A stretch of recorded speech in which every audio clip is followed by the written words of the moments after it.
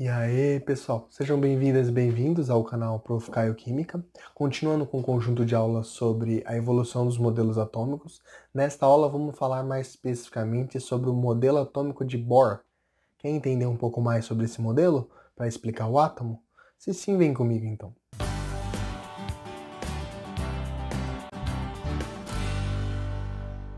Vamos lá então começar essa aula, pessoal. Nesta aula a gente vai falar mais especificamente sobre o... Vamos continuar com aquela parte, né, de evolução dos modelos atômicos, mas nessa aula vamos falar mais especificamente sobre o modelo atômico de Bohr.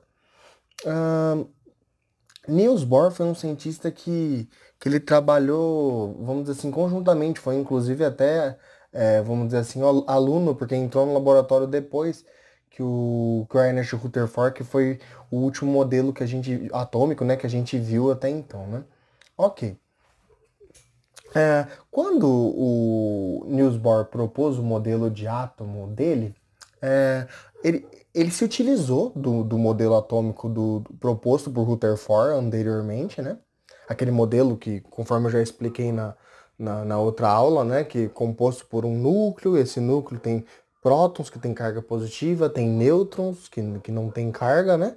Dentro desse núcleo pequenininho, e elétrons rodeando ao redor desse núcleo, que são partículas pequenininhas com carga elétrica negativa, né? Com carga negativa, ok. Bohr ele se utilizou desse modelo do Rutherford para elaborar o dele, só que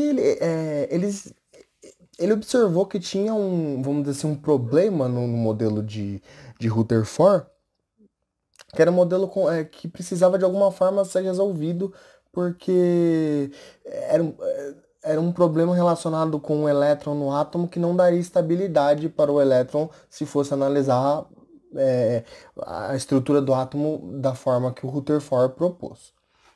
Por quê? Porque esse modelo do Rutherford se baseava nesse núcleo que tinha carga positiva, né? E com o elétron, né? Vamos dizer assim, rodeando esse núcleo. Só que o que acontecia? Pelo modelo do Rutherford, e também pela teoria clássica toda a parte do eletromagnetismo, sabia-se que com o tempo, com o elétron rodeando, interagindo com o núcleo com carga positiva, por essa interação de atração que tem entre o elétron e o núcleo, o que se sabia que com o tempo esse elétron, ele interagindo com o núcleo, interagindo, perdendo energia cada vez mais a partir dessa interação com a carga positiva do núcleo, e isso ia fazer com que cada vez mais ele fosse se aproximando do núcleo, se aproximando, até o momento que o elétron ia acabar se colidindo com o núcleo e ia desestruturar totalmente a estabilidade do átomo que tem lá partículas positivas e negativas, vamos dizer assim, para formar a estrutura do átomo, né? E isso era uma coisa que era complicado de explicar, porque realmente, se fosse observar pelo modelo clássico, seria isso que iria acontecer com o elétron de acordo com esse modelo de Rutherford. Ele iria, no final das contas, colidir com o núcleo em algum momento, né? Por causa dessa interação.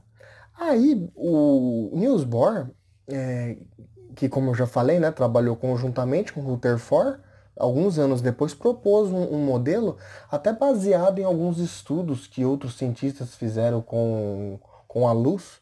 é, Estudos, por exemplo, do Robert Bunsen, que observou o espectro de emissão de diferentes elementos químicos, né, de diferentes átomos, que basicamente ele colocava lá o elemento em chama, né, com um bico de Bunsen, por exemplo, né, e ele percebeu, o Robert Bunsen, que os elementos, eles, dependendo do elemento químico que estava lá na substância, eles emitiam, vamos dizer assim, luz, emitiam radiações com diferentes cores.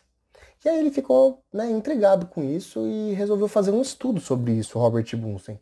E o que ele fez com esse estudo dele? Ele preparou um sisteminha que após por exemplo, essa substância que tem esse elemento que emitia essa radiação, ele preparou um sistema que após o momento que essa radiação fosse emitida, essa radiação seria, vamos dizer assim, decomposta, essa luz que o elemento estava emitindo com a chama seria decomposta por um prisma e ele iria observar um espectro de emissão com essas luzes, com essa luz decomposta para ver como que era o espectro de emissão de cada elemento químico que ele estava analisando que tinha diferentes cores. E o que que ele observou, o Bunsen, com esse estudo que ele fez com o espectro de emissão dos diferentes elementos químicos? Que, que dependendo do elemento químico, o espectro de emissão ele sempre apresentava regiões no qual você tinha linhas coloridas, no qual era relacionado com as cores, né, com a energia que aquele elemento estava emitindo, mas entre essas linhas, essas linhas coloridas, ele também tinha regiões escuras, como se a energia que estava sendo emitida pelo elemento químico fosse descontínua, como se ele emitisse energia em alguns, vamos dizer assim, com alguns valores de energia, e em outros ele não emitisse. Então, como se fosse um espectro descontínuo. Emitia, aí uma região escura. Aí ele emitia mais uma vez, e dependendo do elemento químico, tinha diferentes espectros de emissão que podiam ser obtidos, né?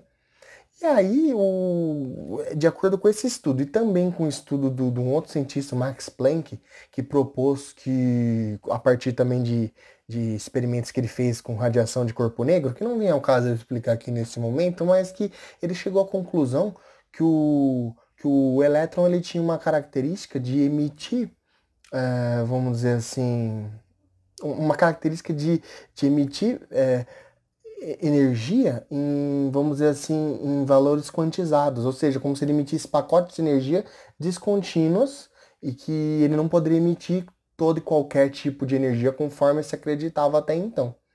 Aí, baseado nesses estudos com a luz e com o elétron do próprio Max Planck, Niels Bohr propôs um modelo que ele adequou, né, esses estudos que eles fizeram com a luz e os estudos também do Max Planck com o elétron e colocou isso dentro do modelo atômico para tentar corrigir esse modelo do Rutherford que do ponto de vista dele tinha esse probleminha aí de que o elétron com o tempo iria colidir com o núcleo e eu queria colocar o modelo em xeque nesse sentido.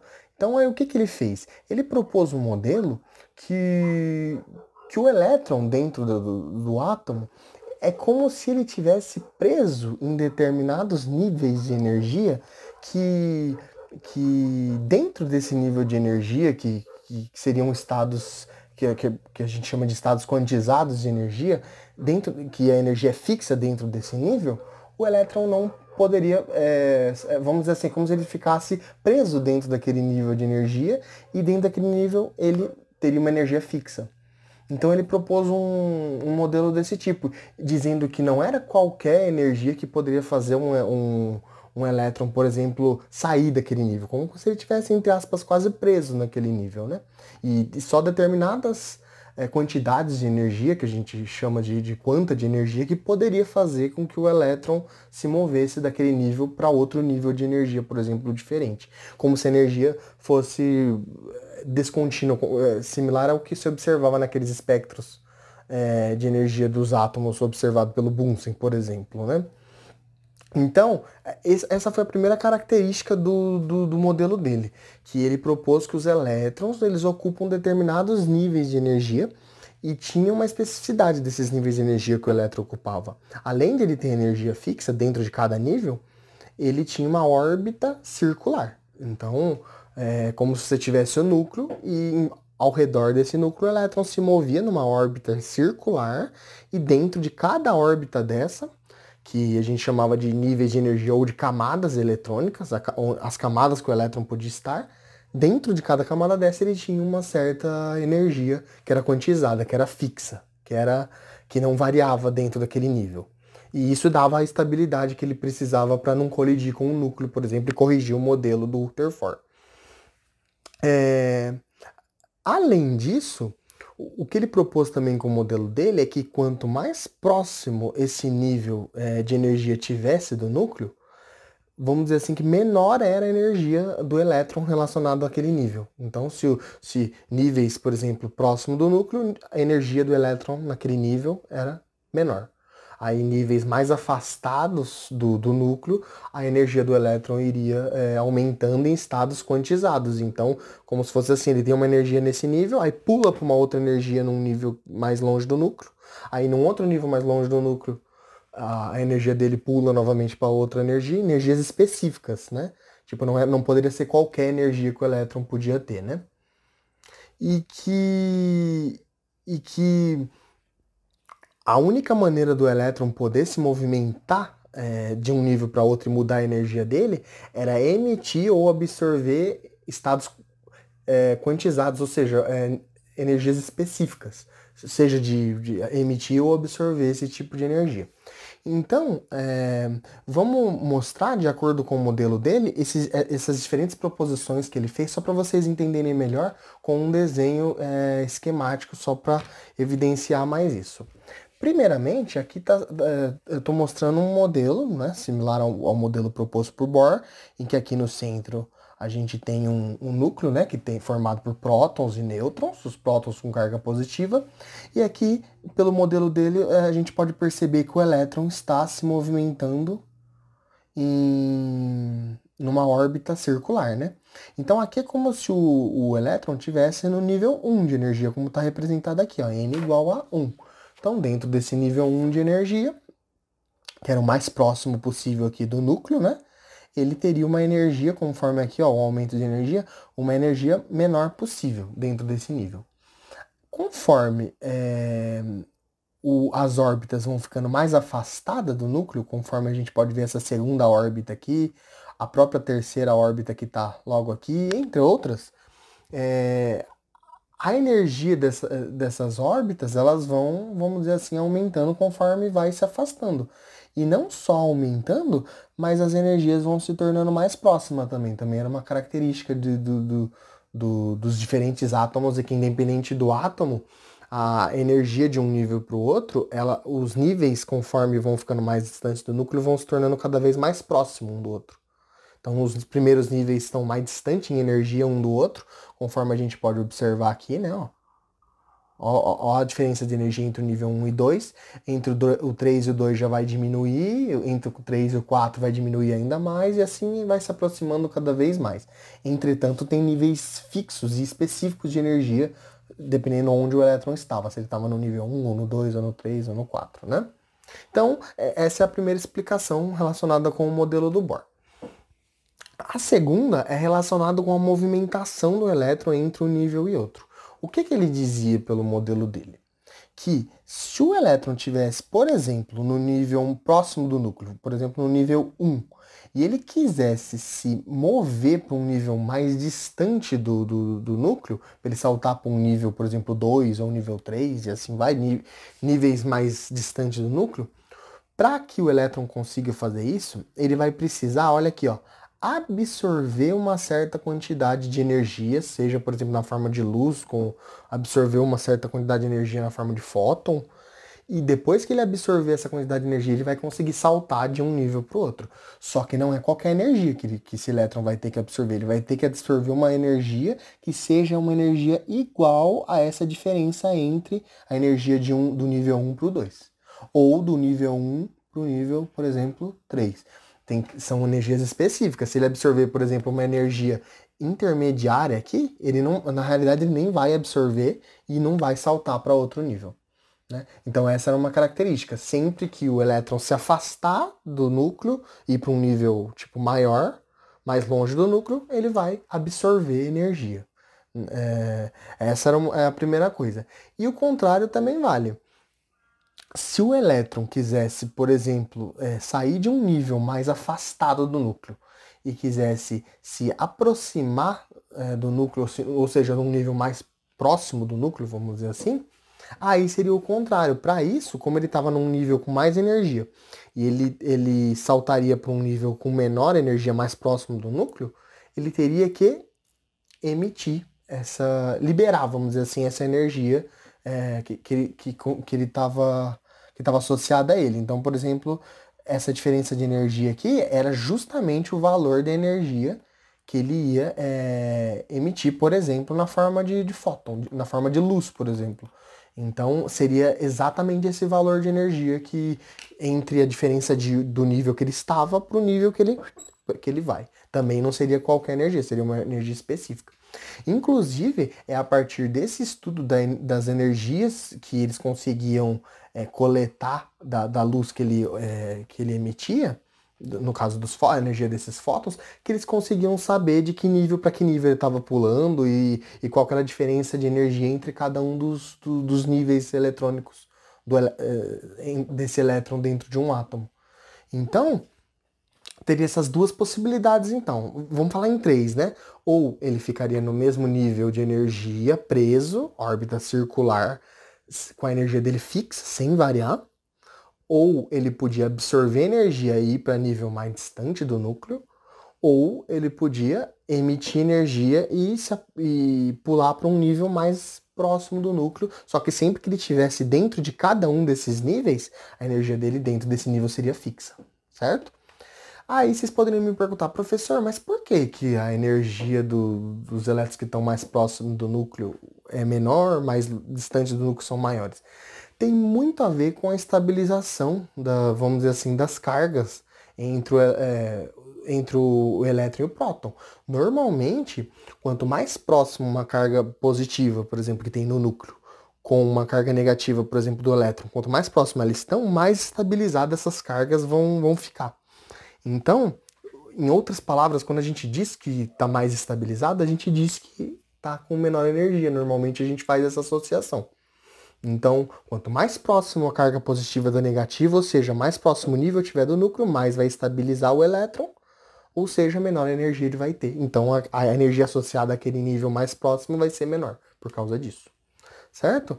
Então, basicamente, essa que foi a teoria proposta por Bohr para tentar dar a estabilidade, te propor uma teoria que desse a estabilidade que o elétron precisa para se manter em trajetória ali ao redor do núcleo sem colidir com o núcleo conforme pelo modelo do anterior, que é o do Rutherford, iria acontecer. Então, basicamente, era isso que eu gostaria de falar sobre o modelo atômico de Bohr. Só relembrando uma coisinha, que o modelo atômico de Bohr conseguiu explicar muitas coisas, como, por exemplo, a origem da coloração dos diferentes materiais pode ser explicado, por exemplo, é, por, por coisas associadas, por exemplo, a esse modelo.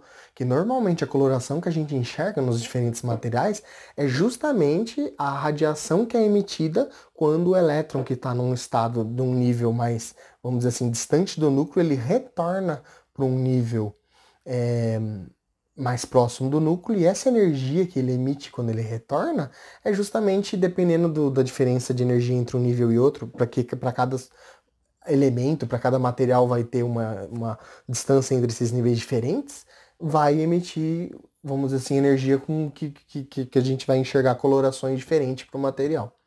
Então, normalmente, qualquer material, ele precisa receber uma certa quantidade de energia que, por exemplo, vem da luz ou do sol, de alguma fonte. Esse elétron vai absorver essa energia que ele recebe, por exemplo, da luz, ele vai ir para um nível mais distante do núcleo, ou seja, ele absorve essa energia. Quando ele retorna para o nível que ele estava antes e emite de volta essa energia, ele vai emitir essa energia específica que quando a gente for enxergar, dependendo dessa diferença de energia entre um nível e outro, a gente vai poder, por exemplo, se for energia no visível, enxergar diferentes colorações para aqueles elementos que estão presentes lá no material. Então isso, por exemplo, é uma aplicação que a gente pode falar do modelo atômico de Bohr para explicar, por exemplo, as cores dos materiais, certo? Entre várias outras que o modelo de Bohr foi bastante útil para explicar e por muito tempo foi um modelo que explicou bastante características, vamos dizer assim, dos elétrons dentro de um átomo, né? Certo? Na próxima aula, a gente vai começar a falar um pouquinho mais do modelo atômico atual, que, tipo, vai mostrar algumas inconsistências, algumas coisas que tinha no modelo atômico de Bohr, vai se aproveitar de uma teoria que estava em evidência já na época que foi proposto o modelo atômico atual, que era da teoria quântica, da mecânica quântica, que Bohr já se utilizou um pouco dela, mas depois outros cientistas vão perceber algumas incoerências do modelo de Bohr que vão ser de alguma forma corrigidas para o modelo atômico que a gente utiliza até hoje. E espero vocês então até a próxima aula. Bons estudos e até uma próxima então. Tchau, tchau.